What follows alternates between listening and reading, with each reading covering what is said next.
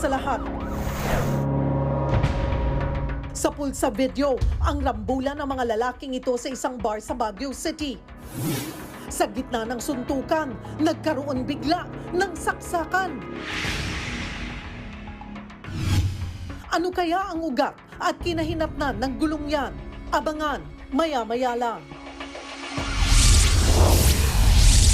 Ngayong ikasyam na araw ng Disyembre taong 2024, Bulkang Kanlaon sa Negros pumutok na naman. Mga nakatira malapit sa bulkan, pinalikas na. Pero issue na nga ang traffic ngayong magpapasko, taga pa ang singil sa mga TNVS. Gusto yang paimbestigahan ni Senator Raffy Tulfo. Karambola na naman. 11 sasakyan inararo ng SUV sa UN Avenue sa Maynila. Sa Senado naman, may umuugong na naman daw na kudeta. Senate President Jesus Escudero patatalsikin daw at ipapalit si Senator Cynthia Villar. Bukod kay Mary Grace Piatos, mahigit 400 pang pangalang nakatanggap umano ng confidential funds mula sa tanggapan ni VP Sara, walang record sa Philippine Statistics Authority. Kaanak ng chinap-chap na pulis, pinabulaan ng nahuli sa aktong magkasipig ang biktima at ang asawa ng sospek na isa ring pulis. UP Fighting Maroons, isang panalo na lang ang kailangan para kunin sa Lasal ang kampyonato sa UAAP. At eto na nga ang pinagpipiestahan ngayon ng mga Marites. Joshua Garcia at Elise Hoson na huling nagmomol sa isang Christmas ball.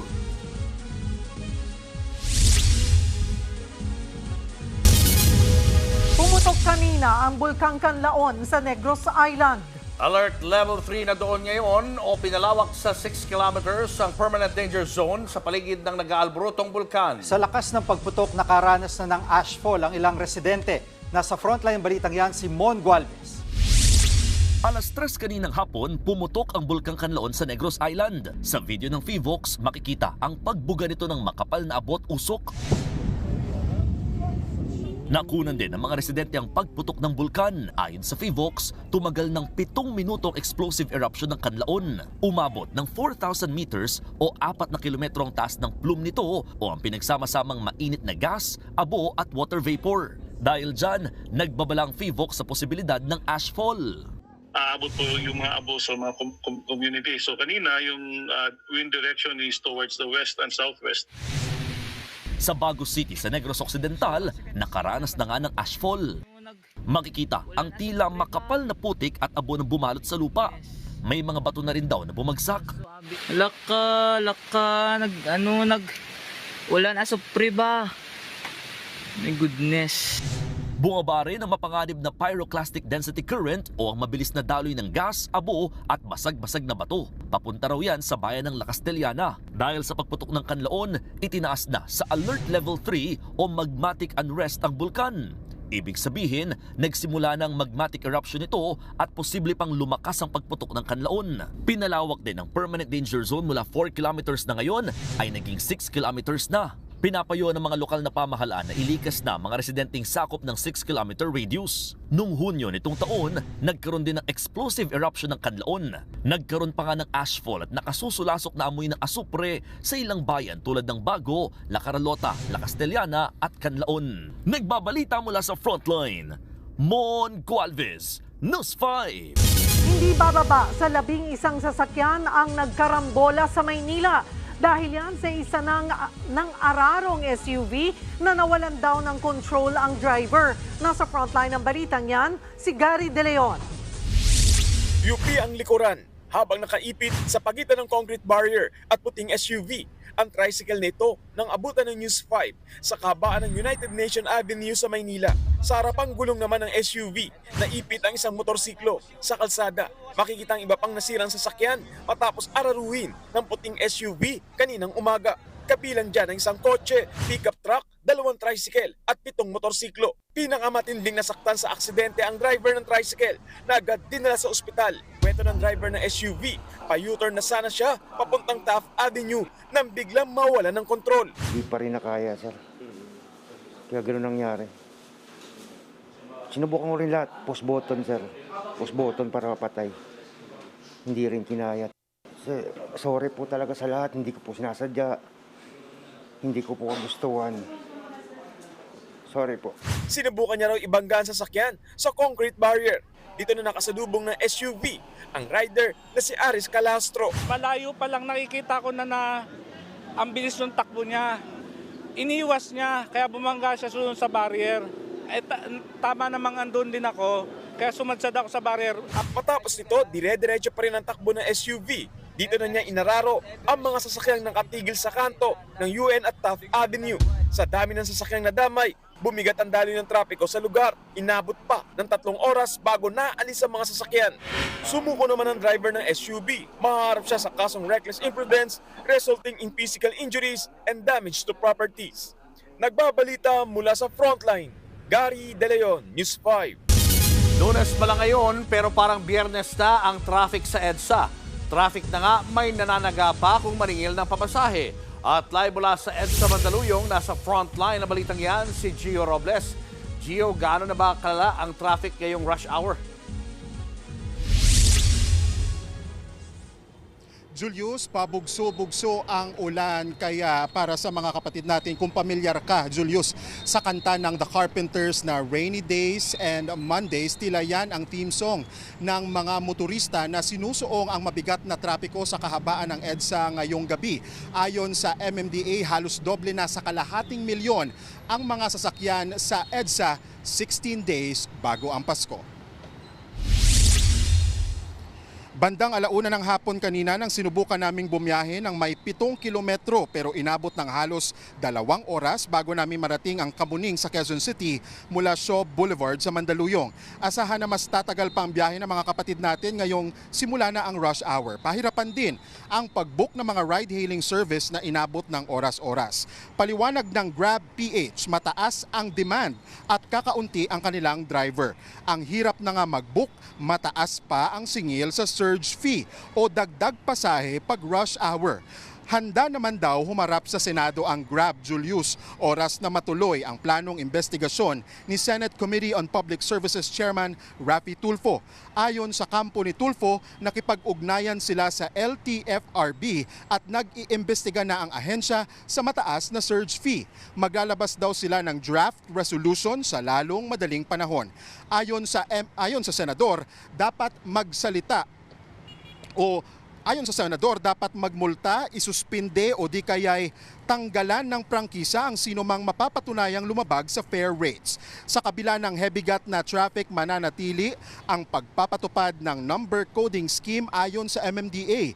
Exempted sa number coding ang hybrid vehicles. Pero ayon sa pamunuan ng ahensya, pwede nilang irekomenda na isama ang electric vehicles sa window hour scheme kung sobrang dami na nila sa mga kalsada.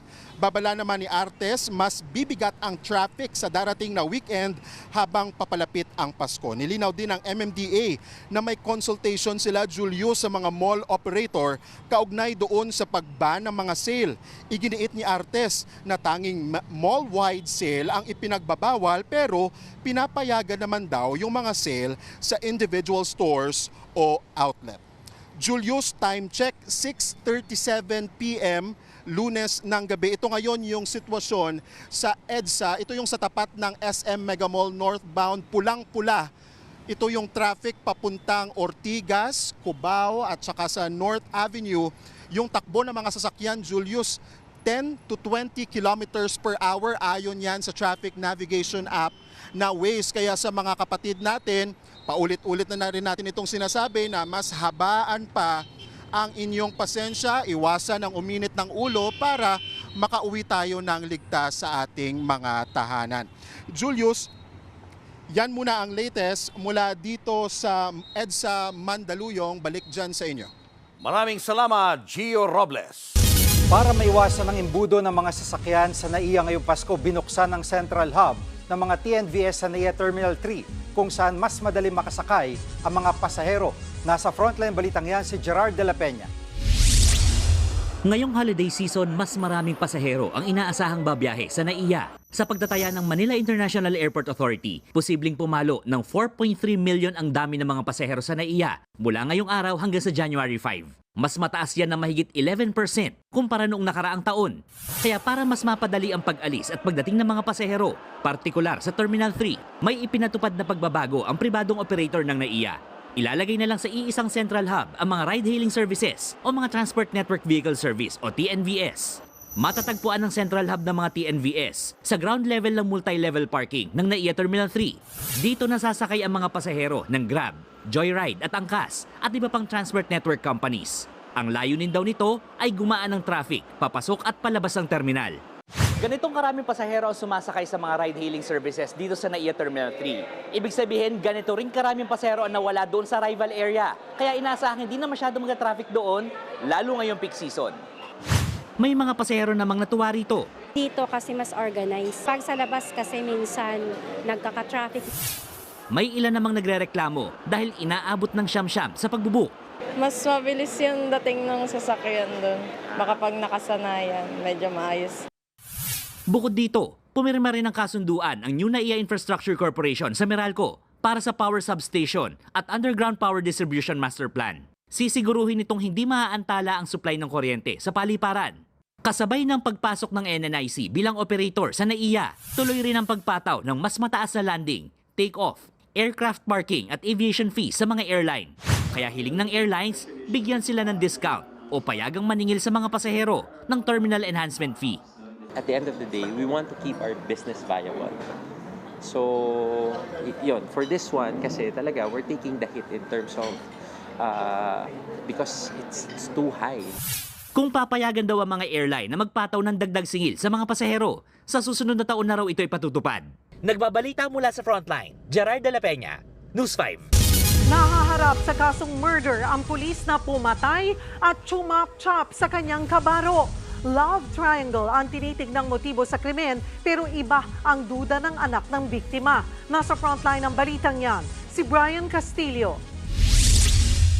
December 6 nang mahukay sa masukal na loteng ito sa barangay Puksusan, Baguio City, ang bangkay ng 55 taong gulang na si Police Executive Master Sergeant Emmanuel De Asis. Natagpuan niyan ilang araw matapos umano siyang patayin ng kapwa niya pulis na may ranggong Lieutenant Colonel sa Camp Bagong Diwa sa Taguig City. Nahuli na ang suspect na pulis at kinasuhan na ng murder. Pag-amin umano ng suspect, nagawa niya ang krimen nang mahuli niya ang kanyang asawa na kasiping si De Asis sa loob ng kampo noong November 28. Matapos barilin ng biktima, ay pinagputol-putol pa ng suspect ang katawan nito. Mula sa kampo, ay dinala niya ang bangkay sa Baguio para itago ang krimen. Talagang premeditated in terms of an attempt to hide itong kanyang crimes po. Hindi natin alam kung ano yung tumatakbo sa isipan nitong Lieutenant Colonel na nagsagawa nitong insidente na ito. Damay sa asunto ang mismong asawa ng suspect na isa ring pulis at karelasyon umano ni De Asis. Ayon sa PNP, kung pagbabatayan ang salaysay ng suspect, lumalabas na kasama siya sa pagtatago ng krimen. The husband instructed his wife to get a hakso doon sa taas and she was present at the time of the killing at during the mutilation. Accordingly, sa ngayon, sinisikap ng mga pulis na kunin ang panik ng babaeng pulis. Pero hirap pa raw silang makausap ito ng maayos. Iniimbestigahan na rin ng PNP kung may iba pang motibo. Base sa social media post ng anak ng biktima, naniniwala siyang dinukot at walang awang pinahirapan ang kanyang ama na nauwi sa pagkamatay nito. Planado raw ang pagpatay mula pa noong Marso.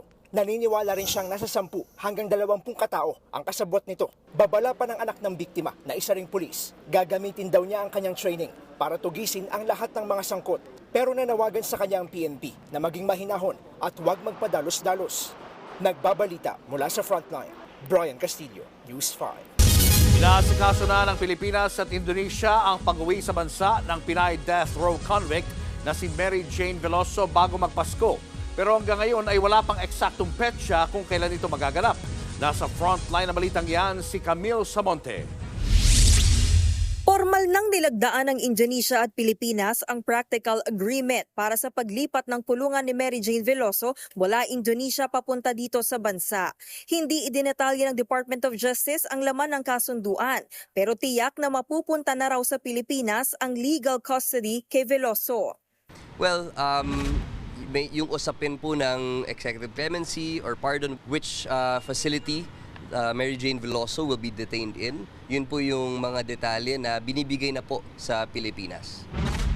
Wala pa ring eksaktong petsa kung kailan iuuwi ng bansa si Veloso, pero umaasa ang gobyerno na maibiyahe siya bago magpasko.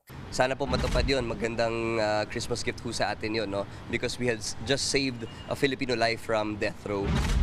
Sa ngayon, wala pang pinal na desisyon kung saan ikukulong si Veloso. Pero isa sa posibleng paglipatan sa kanya ang Women's Correctional sa Mandaluyong, kung saan din nakakulong ang isa sa mga recruiter niya.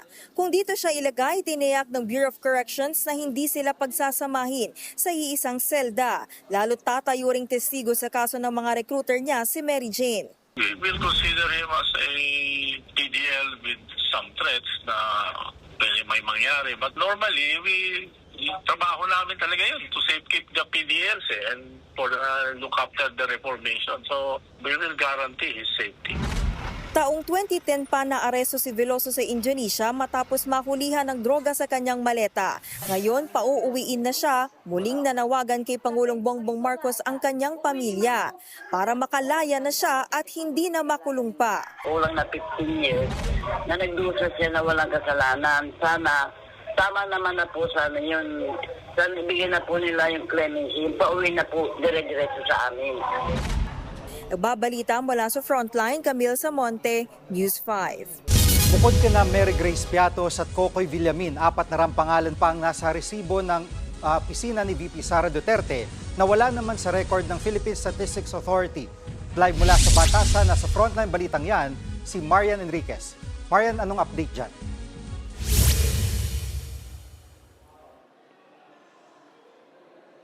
Jiggy, ngayong araw ng araw yung huling pagdinig ng House Committee on Good Government tungkol nga dito sa issue ng confidential funds. Pero posible pa rin yan mabuksan sa susunod na taon, lalo na't kanina sa pagdinig, sandamakmak na mga questionableng resibo pa rin ng OVP at DepEd ang nabisto ng mga kongresista.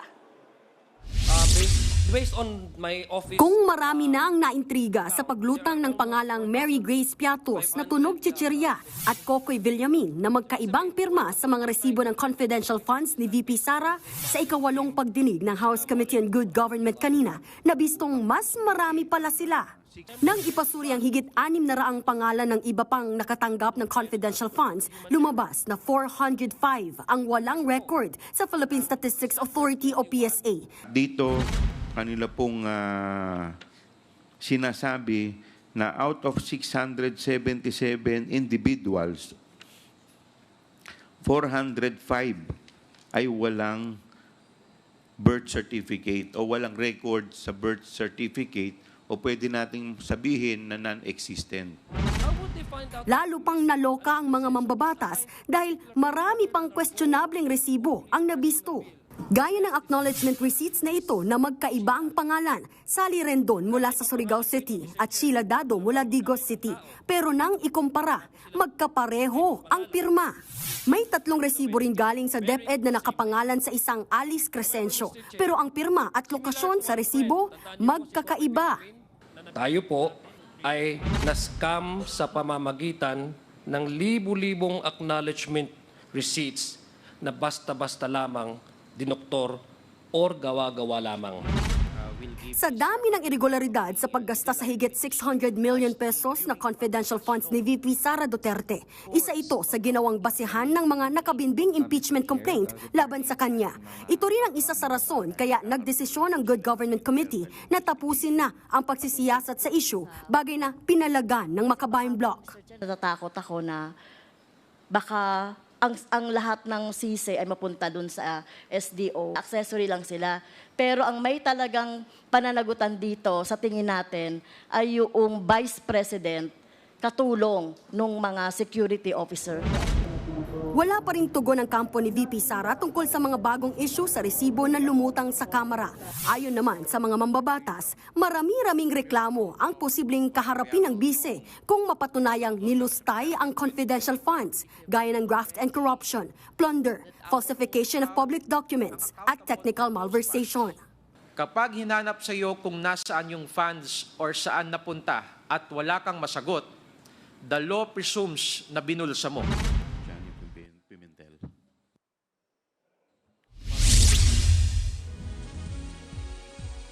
Jiggy, meron pa nga nasa 2,000 mga pangalan na isinumiti nga itong House Committee on Good Government dito sa PSA para ipa-verify. Ito raw yung mga nakatanggap ng mga confidential funds mula sa Office of the Vice President. Samantala, pinaubayan na rin nga ng komite yung pag-iimbestiga sa mga posibleng naging paglabag ni VP Sara at kanyang mga opisyal dito nga sa mga investigative bodies ng gobyerno. Yan muna ang latest. Balik sa inyo. Maraming salamat, Marian Enriquez. Showbiz, eto na nga! Mga kapatid, eto na nga ang mga umaarangkadang showbiz balita ngayong Lunes. Kakaumpisa pa lang ng linggo, pero maingay na naman ang mundo ng showbiz. At isa sa mga mainit na pinag-uusapan ang nakarating di umano na chismis kay Mama Ogie Diaz tungkol sa mainit daw na eksena ni na Elise Hoson at Joshua Garcia sa isang event. Nasa frontline na balitang yan, si MJ Marford. Dapat malinawan yan, ano? Sa online show ni Mama Ogie Diaz, nabanggit niyang may nagparating sa kanya ng eksenang harutan daw ni na Elise Hoson at Joshua Garcia sa isang Christmas ball. Ang term sa akin nung nagparating sa akin ay momol. Make out lang.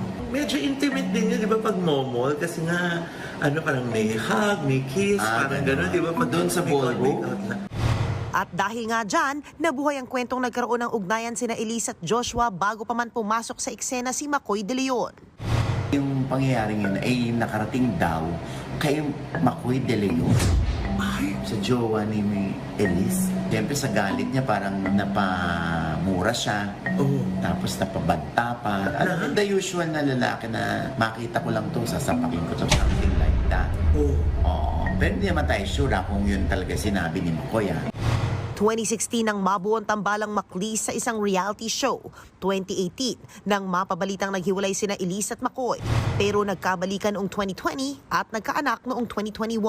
Si Joshua Garcia naman ay currently in a relationship sa isang content creator. Alam mo, aware dito yung girl. Oo. Talaga? Kumbaga parang pilit na inaayos ito ng girl na hindi na umabot sa pisikalan pag nagkita si Joshua at si Makoy De Leon. Wala pa namang panayam ang mga involved parties tungkol sa issue. Pero gaya nga nasabi ni Mama Ogs, sana ay magka-make peace na ang mga involved since malapit na rin ang Pasko. Nagbabalita mula sa Frontline, MJ Marfuri, News 5. Susunod, tumatakbong konsyal sa Pangasinan, patay sa pananambang ng riding in tandem. Senate President Cheese Escudero, papalitan daw ni Senator Cynthia Villar. Sagot naman ng ibang senador, chismis lang yan. At UP Fighting Maroons ayaw maging kumpiyansa para hindi sila mabawian ng Lasal sa Game 2. Abangan ang lahat ng yan sa pagbabalik ng Frontline Pilipinas.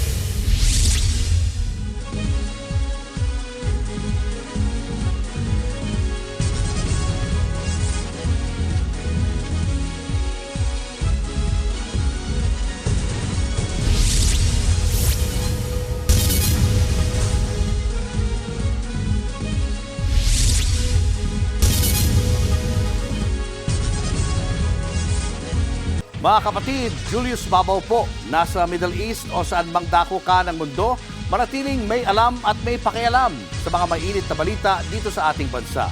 Simulan po natin ang bawat araw sa tuloy-tuloy na balitaan sa Frontline. Mag-follow at mag-subscribe sa social media pages ng News 5. Patay ang isang rider ng salpukin ng kasalubong na kolong-kolong sa Candaba, Pampanga. 2 iba pa ang sugatan. Nasa frontline na balitang yan, si Dave Abuel, exclusive. Banggaan na po, pareho lang banggaan ninyo, Kamundaya. Nakasubsob sa ibabaw ng natumba niyang motor ang rider na yan sa Barangay Paralaya, Candaba, Pampanga kagabi. Visitas po inyo. Diyos ko, kamuna na pong daya din yo. Sa di kalayuan, nakasubsob din ng driver ng kolong-kolong sa manibela nito. Bumulagta naman sa kalsada ang kanyang pasahero. Sugatan sila pareho. Base sa investigasyon, sumalpok sa kasulubong na motorsiklo ang kolong-kolong. Ayon sa barangay, hindi naman accident prone itong lugar pero mabilis daw ang takbo ng rider, pati ang driver ng motor na may sidecar. Agad dinala sa ospital ang mga biktima. Ang 45 anyos na rider ng motorsiklo na si Acleto Pangan hindi umabot ng buhay sa ospital.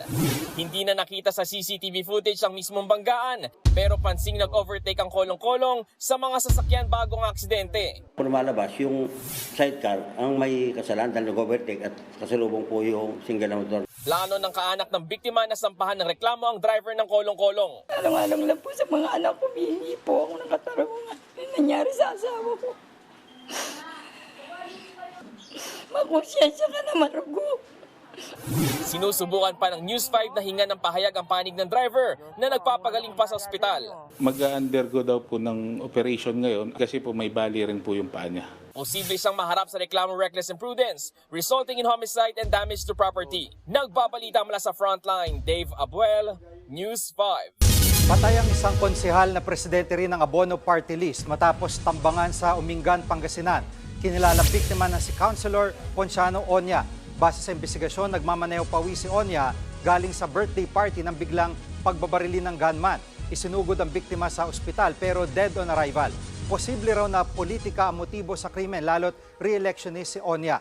Bumuo na ng Special Investigation Task Group ang Pangasinan Police. Itinumba ng riding in tandem ang isang tauhan ng BFAR sa Davao del Norte. Ang biktima, minanmanan daw bago pinagbabaril. Nasa frontline ng balitang yan, si Bril Montalvo.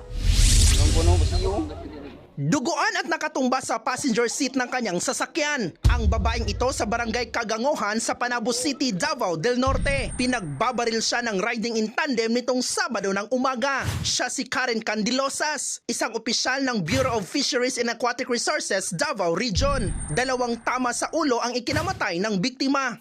Base sa investigasyon, susunduin sana ni Candilosas ang kanyang nobyo sa lugar nang mangyari ang krimen. Nahagi pa sa CCTV ang riding in tandem. Minanmanan nila ang biktima bago itinumba. May 2 persons of interest na ang kapulisan pero hindi muna nila pinangalanan ang tinitingnang motibo sa pamamaril. Kung mayroon ba siyang nakaalitan or nakaaway prior sa insidente. Then secondly sir, yung most probably na possible motive nito sir is yung in relation sa trabaho niya sir. Ang pamilya naman ng biktima, hindi matanggap ang kanyang sinapit. Sir, wala siyang kaaway, wala siyang death threat, wala din siyang share sa amin kung regarding sa work niya. Patuloy ang pagtugis sa mga suspect. Nagbabalita mula sa Frontline, Bril Montalvo, News 5. May umugong na namang kudeta sa Senado.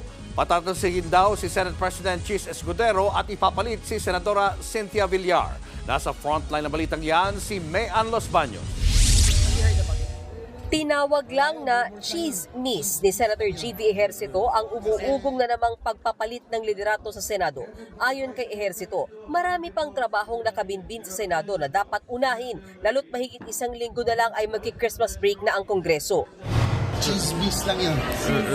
Kasi so far okay naman ang performance. I think satisfied naman karamihan ng senators. I don't think there's a truth to that.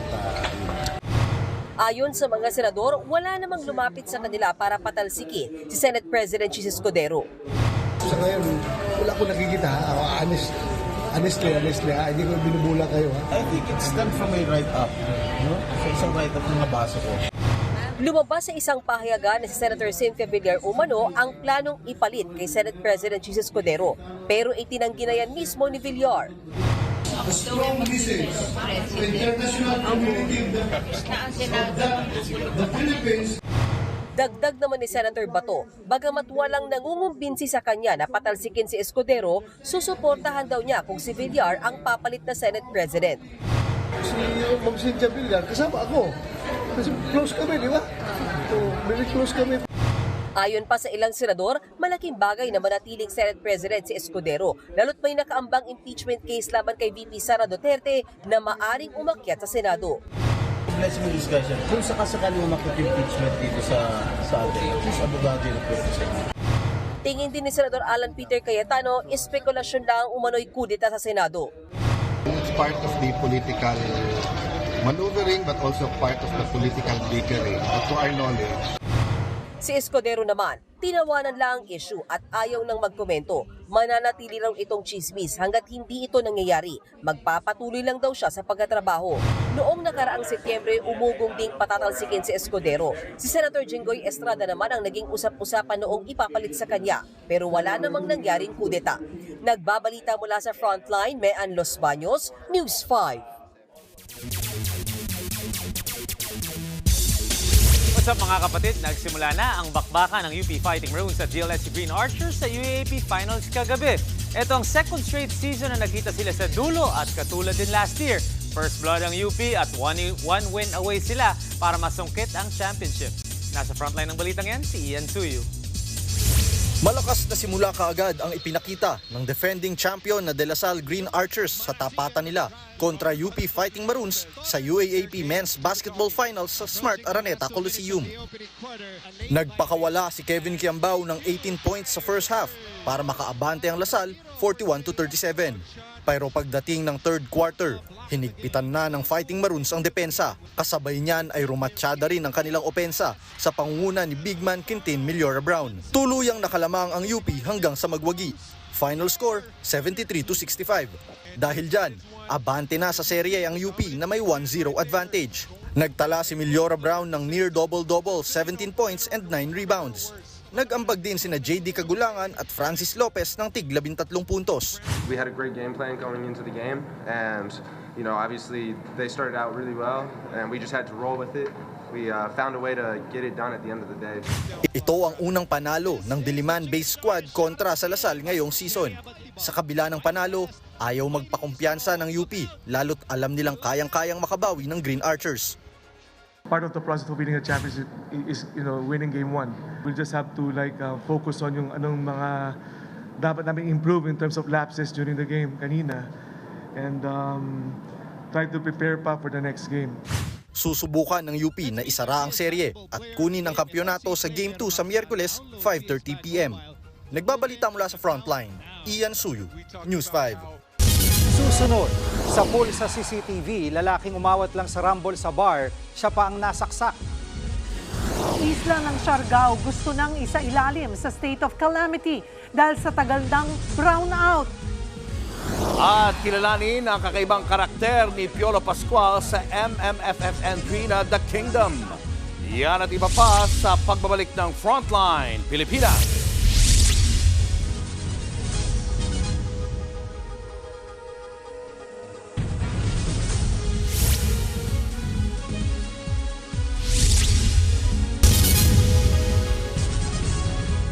Mga kapatid, Julius Babaw po.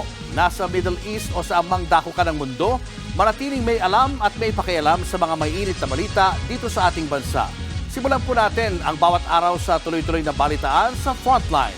Mag-follow at mag-subscribe sa social media pages ng News 5. Sa pool sa CCTV, arambulan ng mga lalaki nagiinuman sa bar sa Baguio. Nasaksak pang isa lalaking umawat lang sa gulo. Nasa Frontline balitang yan si Gary De Leon. Kita sa video na yan ang dalawang grupo ng mga lalaki na nagrambulan sa isang bar sa Baguio madaling araw kahapon. Isang lalaki ang kumuha pa ng upuan, saka pinag-aampasan na kaalitan. Kita rin ang babaeng umawat sa gulo. Ang lalaki namang ito napasubsob pa. Maya-maya nilapitan siya ng isang lalaking yan na may hawak na kutsilyo. Tinangka siyang pigilan pero inundayan niya ng saksak ang sumubsob na lalaki.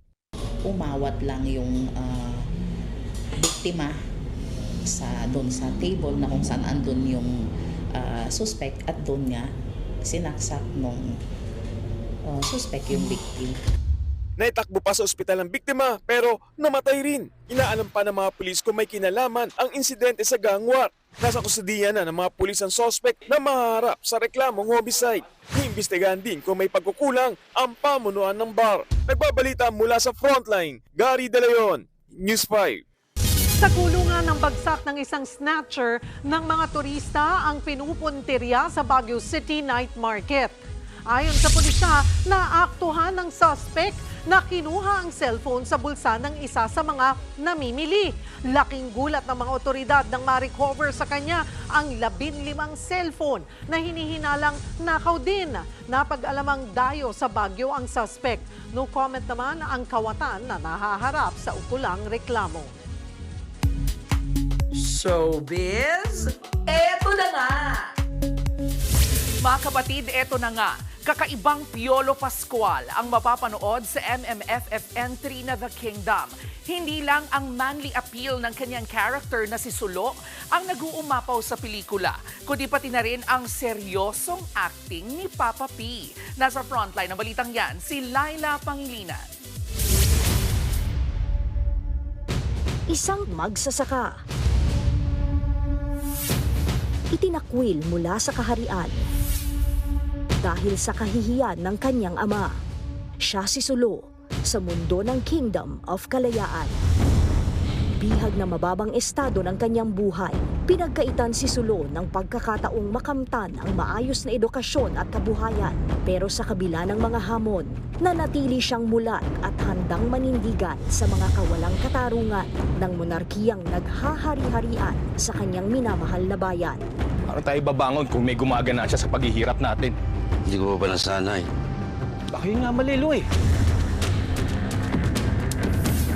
Sa paglalakbay ni Sulo kasama ang isa sa mga posibleng tagapagmana ng trono, matutunan niya kayang pakawalan ng galit na bumabalot sa kanyang puso. Abangan ang kapanapanabik na pagganap ni Piolo Pascual bilang Sulo at ang kanyang laban para sa isang patas at makatarungang kaharian sa pelikulang The Kingdom. Handog ng MQuest Ventures, APT Entertainment at MZTV Productions bilang official entry sa 2024 Metro Manila Film Festival.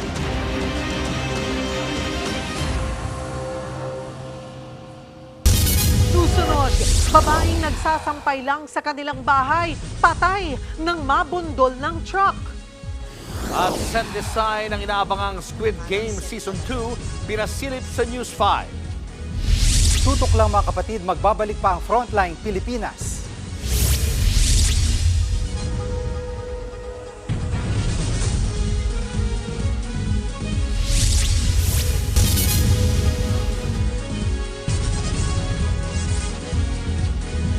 Mga kapatid, Jiggy Manikad po, nasa Middle East o saan mang dako ka ng mundo, manatiling may alam at may pakialam sa mga mainit na balita dito sa ating bansa. Simulan natin ang bawat araw sa tuloy-tuloy na balitaan sa Frontline. Mag-follow at mag-subscribe sa social media pages ng News 5. Hindi raw nag-aalala si Vice President Sara Duterte sa dalawang nakabimbing impeachment complaint laban sa kanya. Sa panayam ng News 5 sa BC kanina, sinabi ni VP Sara na mas mainam daw na may naghain na ng impeachment laban sa kanya para mas masagot daw niya ng maayos ang mga paratang. Kabilang sa ginawang basihan ng mga reklamo laban sa BC ay ang paggastos niya ng confidential funds. Ay kay VP Sara, siya na mismo ang haharap sa mga reklamo para hindi na madamay ang kanyang mga tauhan. Mas mabuti na rin yon na merong impeachment dahil doon sa impeachment, ako lang yung hinahabol ng mga members of the House of Representatives. Hindi na nila tineterrorize yung mga kasamahan ko sa Office of the Vice President. Samantala, kinatuwa rin ni VP Sara na tapos na ang pagdinig ng House Committee on Good Government kaugnay sa confidential funds. Pero ginit niyang wala siyang ideya kung bakit walang record sa Philippine Statistics Authority o PSA ang daang-daang nakapirma sa acknowledgement receipt ng confidential funds ng DepEd at OVP. Dapat malaman nila kung paano ginagawa ang intelligence operations bago magsalita ang mga tao with regard to mga documents about confidential funds. Kasi hindi ganyang kadali na magsabi ka lang na walang nag-exist na mga tao na ganito. Dead on the spot sa magkahiwalay na aksidente, ang isang babae at isang rider. Ang babaeng biktima nagsasampay sa kanilang bahay nang biglang mabundol ng truck. Nasa frontline ng balitang yan, si Brian Basa. Ang dump truck na yan, paanong napunta sa isang bahay sa Mandog, Davao City? Patay ang isang babae. Batay sa investigasyon, magkasunod na truck ang bumabagtas sa Kalyawa, Mandog Road. Ang nasa hulihang truck nawalan ng kontrol. Bumangga ito sa nauunang dump truck na nagdire-diretso naman sa bahay ng biktima. Dead on the spot ang babaeng kinilalang si Christine Guman. Yung may-ari ng bahay po, nasa loob kasi yun na boarding sa pamilya, ang nagsasampay daw yun po ng nilabahan niyang damit doon sa loob. Yun po, yun ang naano sa loob. Nasa kustodiya na ng pulis ang suspect. Patuloy ang pakikipag-ugnayan ng kumpanya sa pamilya ng biktima. Death on the spot din ang isang motorcycle rider matapos maaksidente sa Cebu City. Alas 8 kagabi, binabagtas ng rider na si Antonio Arrigo ang Trans Central Highway sa Barangay Busay nang mag-overtake ito sa isang sasakyan. Dahil pababa at madulas ang kalsada, hindi na nakontrol ang motor at bumangga sa puno. Sa lakas ng impact, patay si Arrigo. Ayon sa otoridad, accident-prone area ang naturang kalsada kaya't pinag-iingat ang mga motorista na magdahan-dahan sa pagmamaneho. Nagbabalita mula sa Frontline, Brian Basa, News 5. Mga kapatid, second all-time na sa assist si San Antonio's first point guard o point guard, Chris Paul. Nakuha ng 39-year-old ang kanyang pang 12,092 na assist kanina sa laban nila kontra New Orleans Pelicans. Naunahan na ni Paul si Hall of Famer Jason Kidd sa all-time list at nasa likod na lang ni John Stockton. Ito na ang pang-20th season ni Chris Paul pero tuloy-tuloy pa rin ang kanyang production. Nag-average siya this season ng 10.4 points, 8.5 assists at 43% from the field. Susunod, kung kailan pa naman magpapasko mga residenteng nakatira malapit sa Bulkang Kanlaon, pinalilikas na. Marami pa kayong mga balitang dapat malaman sa pagbabalik ng Frontline Pilipinas.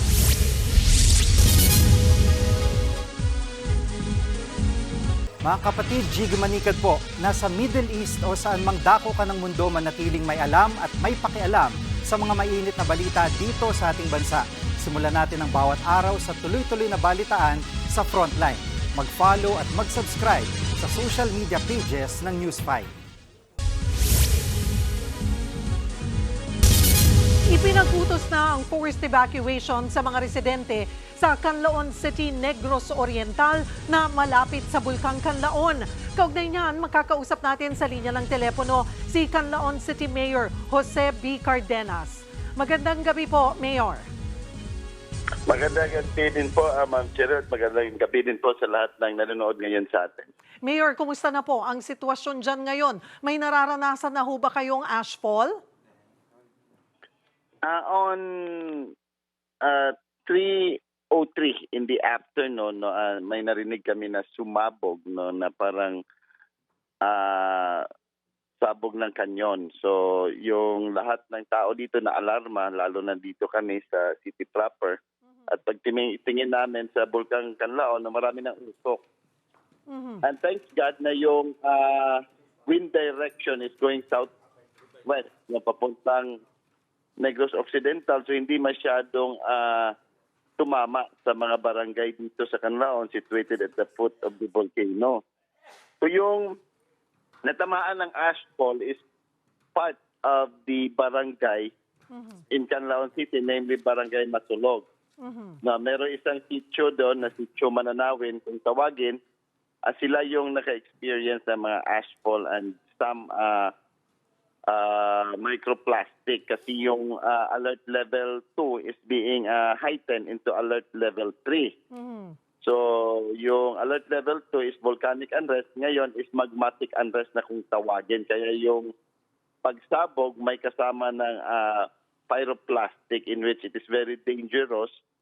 And thanks God na dito sa amin, dito sa city proper, hindi pa kami nakaranas ng ashfall or microplastic. as what you can see on the news na nasa bago na experience nila ng mga tao po doon. Pero maliban po, at least it's good to know na yung Canlaon City, wala pa pong nararamdamang ashfall. Pero may mga, alam niyo ba kung ano-ano mga barangay kung saan po nagkakaroon na ng forced evacuation? Well, as of now, we have, hindi naman forced evacuation, Ma'am Cheryl, kasi sila nakusa yung nag-evacuate. At around 3 o'clock, naka-respond kami ng maaga. So pinadala na namin ng mga evacuation vehicle doon. Tapos yung mga tao, akusa na silang sumakay ng mga evacuation vehicles namin. It is about more than 100 individuals as per counting kaninang mga 6:00 ng hapon. But as of now, ongoing pa, hindi ko pa mabigay yung comprehensive data. Pero talaga namin, pinapananawagan talaga namin na yung mga residente situated at the 6 kilometers danger zone, lilikas na talaga kasi hindi natin alam kung ano yung behavior ni Mount Canlaon. Baka worst scenario comes in, mahirapan pa tayo lalo na paggabi. Alright, marami pong salamat, Mayor Cardenas, at mag-iingat po kayo riyan.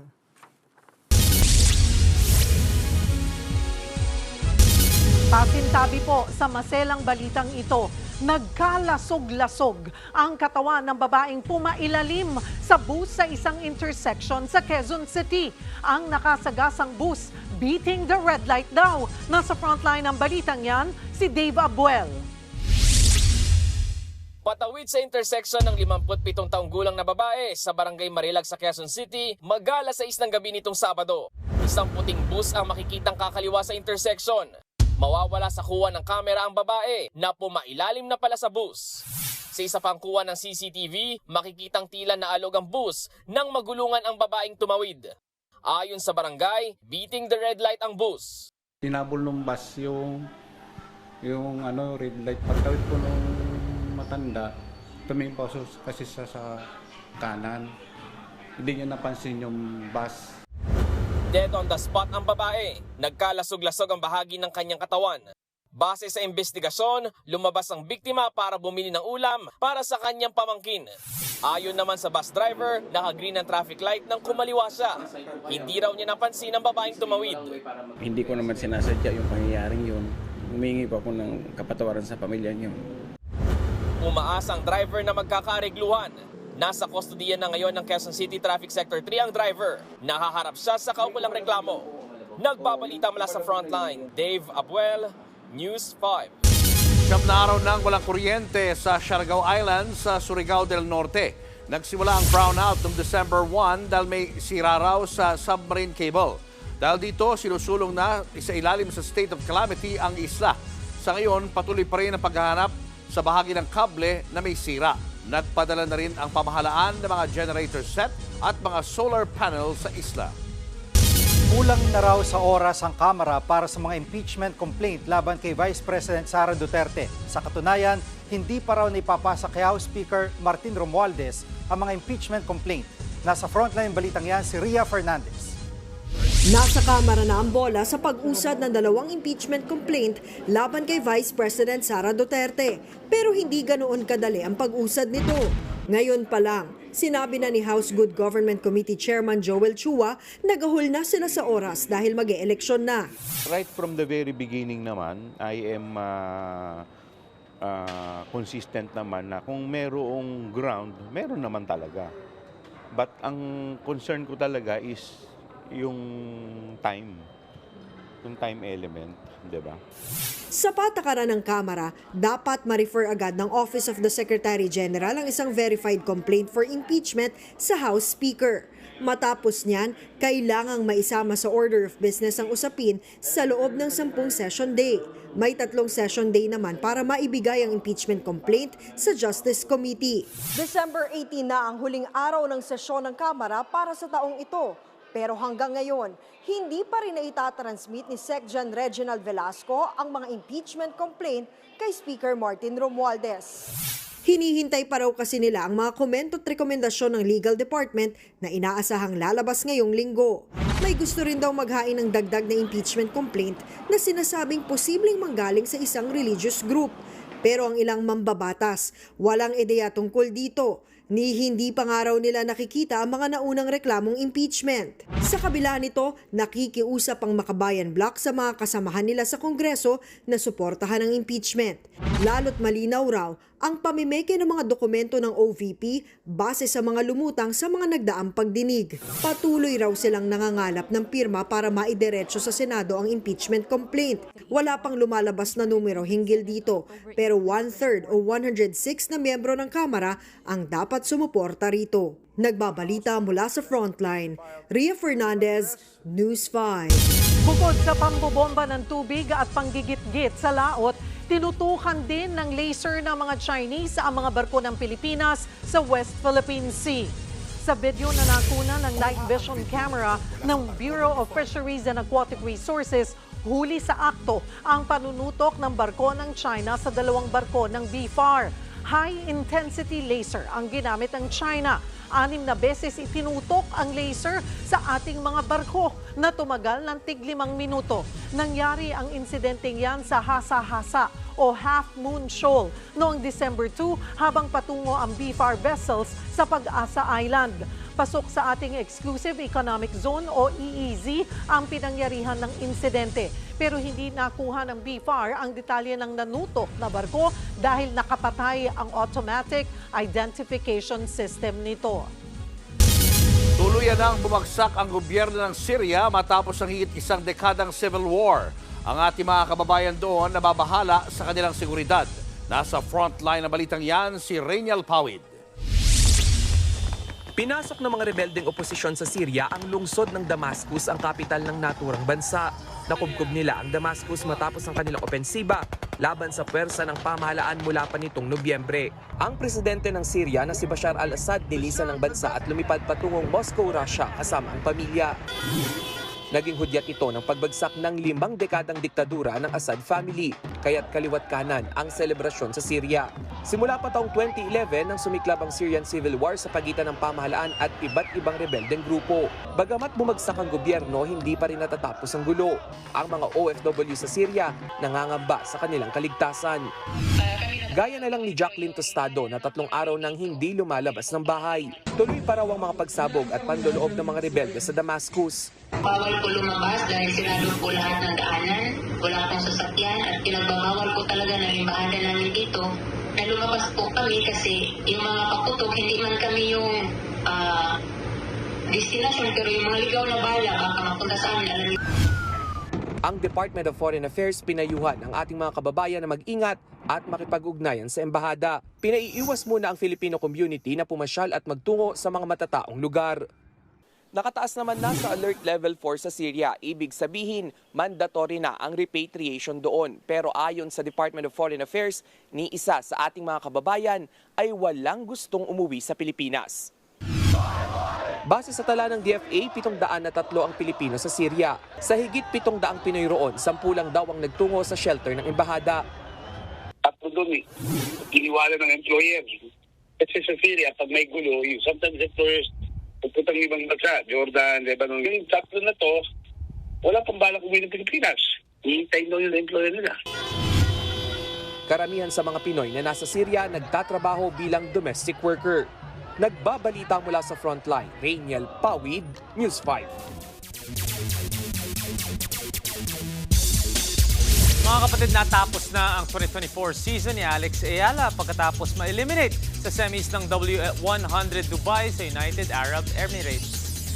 Lumang ng 1 set ang Pinay pero hindi niya kinaya ang bawi ni Polina Kudermetova na kinuha ang sunod na 2 set. Nagpakita ng matinding service game ang kalaban na nagpakawala ng 9 na ace sa laro habang 8 ang naging double fault ni Ayala. Successful pa din ang season ng pambato natin na nanalo ng 2 doubles titles at 1 singles sa ITF Tour. Matatapos siya this year na number 155 sa mundo. Sa iba pang sports news, nirepresent tayo ni Donnie Pangilinan sa NBA Legends Celebrity Game sa Macau. Makikita na nakascore pa nga si Donnie kina NBA Legends Tracy McGrady at DeMarcus Cousins. Naglaro si Pangilinan kasama ang mga celebrities at dating mga NBA players sa iba't ibang Asian countries tulad ng Hong Kong, Thailand at Brunei. Nakasama din ang artista, ang mga basketball icons na sina Allen Iverson, Chris Webber at Paul Pierce. Ginanap ang celebrity game para sa mga community sa mga bansa at mag-raise ng funds para sa local charities. At yan ang mga pandiin ng sports news today. It's your sports tito, Mikey Reyes. Peace and love.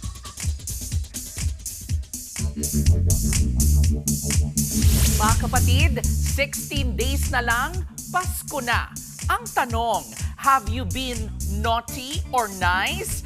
Ang linya pong yan ay bahagi ng isang Christmas carol na sumasalamin din sa dalawang magkaibang character sa kwento ng Pasko.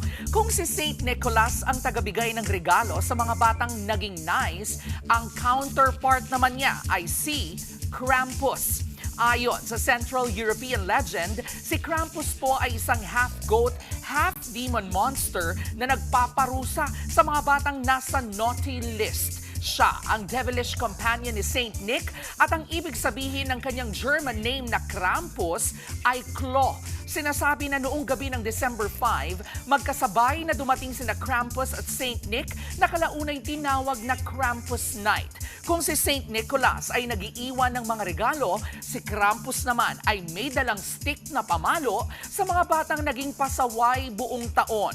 Fast forward sa 20th century, naging popular activity ang Krampus Run sa Austria at Germany in an effort to preserve this cultural heritage. Dahil pareho po silang related sa Pasko, natanong tuloy kung si Krampus ba ay kamag-anak ng The Grinch. Si Krampus ay mythological character galing sa Alpine region ng Europe, habang si The Grinch ay karakter naman sa librong Dr. Seuss. The answer is not really.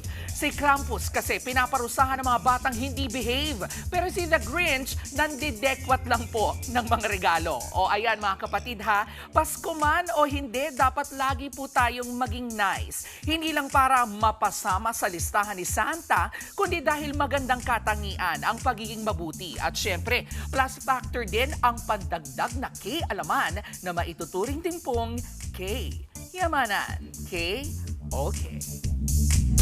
Susunod, bloke-bloke ng nakalalasong uranium nasabat sa Pasay at Cebu. House Speaker Martin Romualdez itinanggi ang kumakalat na balitang na-stroke siya. At bigaring cash at intense na takutan dapat abangan sa MMFF entry na Espantaho. Tuloy-tuloy pa ang makabuluhang balitaan sa pagbabalik ng Frontline Pilipinas. Mga kapatid, Cheryl Cosim po. Nasa Estados Unidos, Canada o saan mang dako ka ng mundo, manatiling may alam at may pakialam sa mga mainit na balita dito sa ating bansa. Simulan natin ang bawat araw sa tuloy-tuloy na balitaan sa Frontline. Mag-follow at mag-subscribe sa social media pages ng News 5.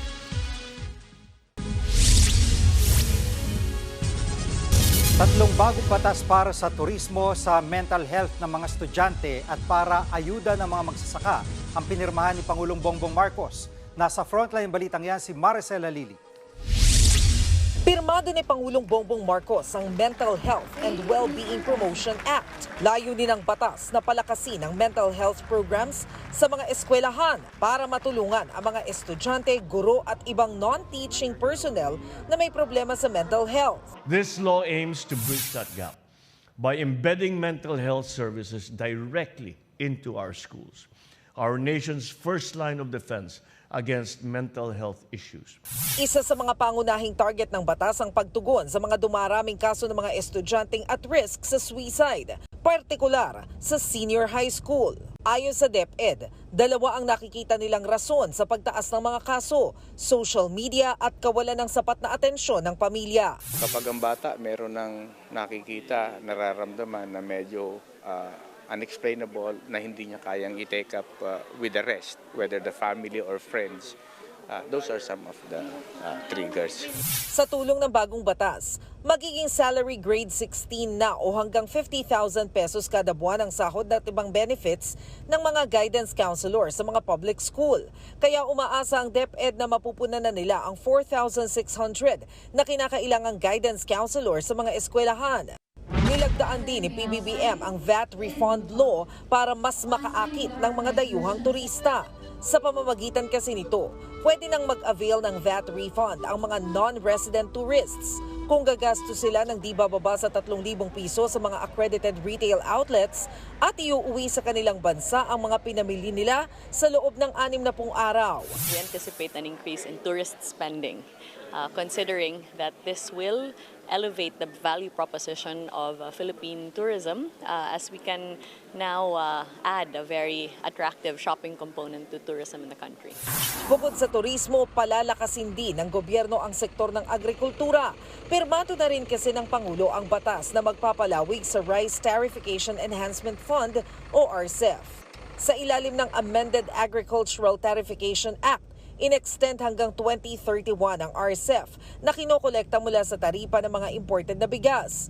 Mula sa dating 10 billion pesos lang, ginawa na rin 30 billion pesos kada taon ang ilalaang pondo rito na ipampopondo sa mga makinarya, binhi at iba pang kailangan ng mga magsasaka. Binigyang diin din ng batas ang kapangyarihan ng Bureau of Plant Industry na mag-inspeksyon sa mga bodega. Malaking bagay yung makakapasok kami sa warehouse to do inventory so we can have accurate data, no, para makita natin ang talagang sitwasyon, and with accurate data we can manage prices better. Nagbabalita mula sa Frontline, Maricel Halili, News 5. Itinanggi mismo ni House Speaker Martin Romualdez na na-stroke siya. Sa video interview ng Speaker, sinabi niyang mahimbing ang naging tulog niya noong Biyernes. Kabaliktaran daw ito sa kumalat na isyong na-ospital siya noong araw na iyon. Inisa-isa pa ni Romualdez ang kanyang mga naging appointment. Hinala ng House Speaker galing ang malisyosong impormasyon sa mga gustong sumira sa Kamara. Marami raw kasi silang ginagawang hearing. Now I'm feeling very, very strong and very energetic. Ay sana na lang, wag na lang yung magpakalat ng fake news. Let's just all work together, positive tayo, lalo na Pasko ngayon. Arestado naman ang nasa likod umano ng bentahan ng nakakalasong kemikal na depleted uranium. Posibleng mga teroristang grupo raw sa ibang bansa ang mga binebentahan nito. Nasa frontline na balitang yan, si Ian Sui. Nakasuot pa ng protective equipment ang mga tauhan ng NBI at Philippine Nuclear Research Institute o PNRI na salakayin ang isang condo unit sa Pasay. Kasunod yan ng nakuha nilang impormasyon sa iligal umanong bentahan ng toxic depleted chemical na uranium sa lugar. Isa lang ang kondo sa 3 lugar sa Pilipinas na umano'y pinagtataguan ng kilo-kilong bricks ng nakalalasong kemikal. Matapos niyan, sinugod din ng mga tauhan ng NBI ang isa namang bahay sa Mandaue, Cebu kung saan nagtatago ang mismong distributor ng depleted uranium na kinilalang si Roy Vistal. Dito, nakita ang marami pang bloke ng uranium na nakatago at nakatakda ng ibenta. Ang uranium may isang chemical element na may radiation na lubhang delikado sa kalusugan. Kung may expose ang isang tao, maaari itong magresulta sa cancer o chromosomal damage. Ayon sa NBI, plano raw sana itong ibenta ng suspect abroad at pakinabangan ng mga terror groups. Ang isang depleted uranium can also be used as munitions. Ibig sabihin pwedeng bala. Bakit siya pwedeng gamiting bala? Because it is highly dense, no? It can actually penetrate mga tangke, etc. Tinatayang nasa mahigit 100 kilo ng uranium ang nakumpiska ng NBI. Nagkakahalaga yan ng hindi bababa sa 680 million pesos. Palaisipan naman sa otoridad kung paano nakapasok sa bansa ang mga depleted uranium. Yung mga uranium na yan, pwede naming matrace kung saan bansa nanggaling. But then, yun nga, sabi ko sa inyo, we are in constant connection, contact with our foreign counterparts. Mahigpit ang aming follow-up para malaman natin kung saan ba talaga nanggaling. Kasalukuyan namang nasa pag-iingat ng PNRI ang mga nakuhang uranium blocks. Nagsasagawa na rin ng decontamination procedures sa mga lugar kung saan nakumpiska ang uranium. Kasalukuyan namang nasa kustodiya ng NBI ang suspect at mga kasabwat nito na mahaharap sa reklamong paglabag sa Atomic Energy Regulatory and Liability Act. Nagbabalita mula sa Frontline, Ian Suyu, News 5. Showbiz, eto na nga! Mga kapatid, eto na nga. Hindi lang po matinding katatakutan, kundi matinding aktingan din ang mapapanood sa MMFF horror film entry na Espantaho.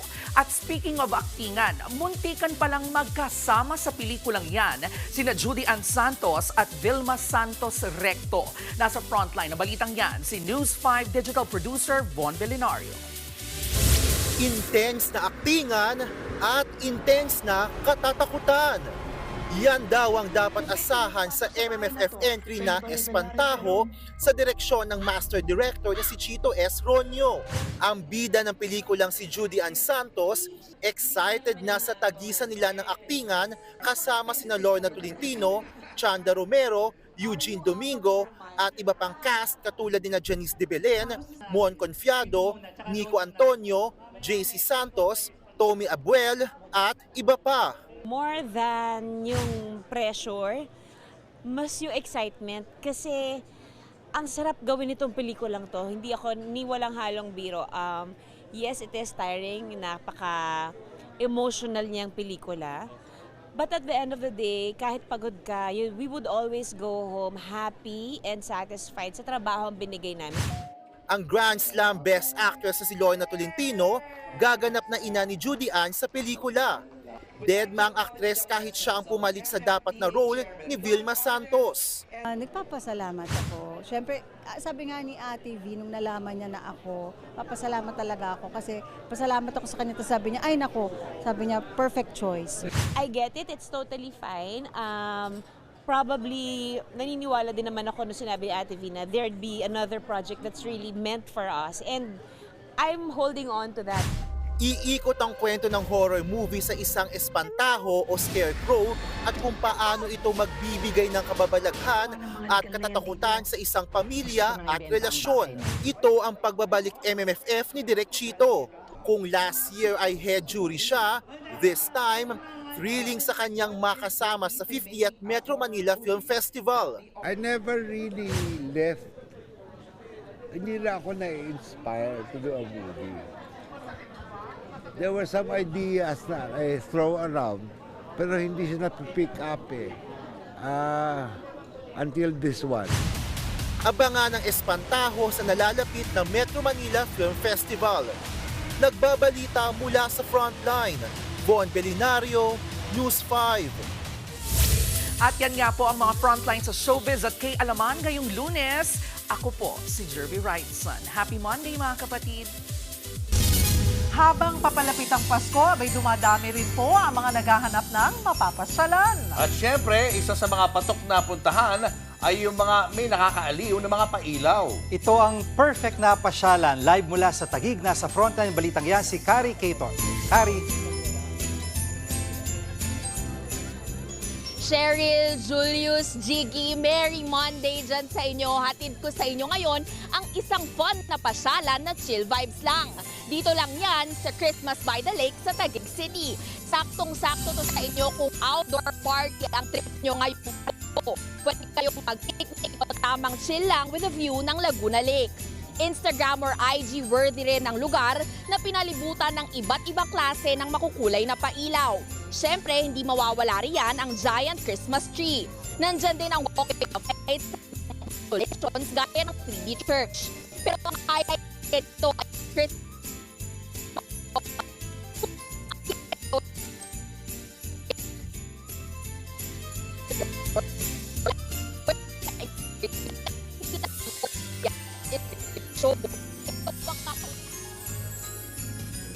Naku, sayang naman. No? Pero ang ganda. Sa BGC lang naman yun, diba? Malapit lang. Ang dami lang. Ganda na, parang jellyfish nung gumagana yung ilaw. Ganda. Marami po tayong mapupuntahan, mga kapatid. Kayo ba, may mga plano na? Anong plano? Sa Christmas? Parang mga wala kayo lahat. Tayo papasok, di ba? Parang mga alataan, ayaw mag-disclose. Manonood ng MMF. Ayan, very good. Sana po lahat ng pelikula, especially The Kingdom, suportahan po natin. Panoorin po natin. Dahil kakaiba yung mga entries din ngayon, talagang mas talagang sinurian dahil 50th Golden Anniversary. MMF. Tinatanong ko kayo kung anong plano nyo kasi 16 days na lang, Pasko na. Parang mga wala pa kayong plano. Tipid-tipid muna. Ay, hindi totoo. Maraming Ito, planado gastos. yearly, alam ko. Dapat. Oo. Family time. Oo nga. At yan ang mga balita at impormasyong dapat niyong malaman sa araw nito. Mga balita para sa may alam at may pakialam. Kami ang inyong mga kasangga sa Frontline Pilipinas.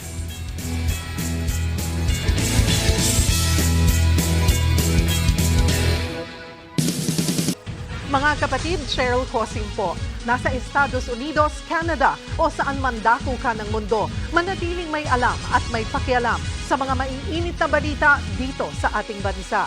Simulan natin ang bawat araw sa tuloy-tuloy na balitaan sa Frontline. Mag-follow at mag-subscribe sa social media pages ng News 5.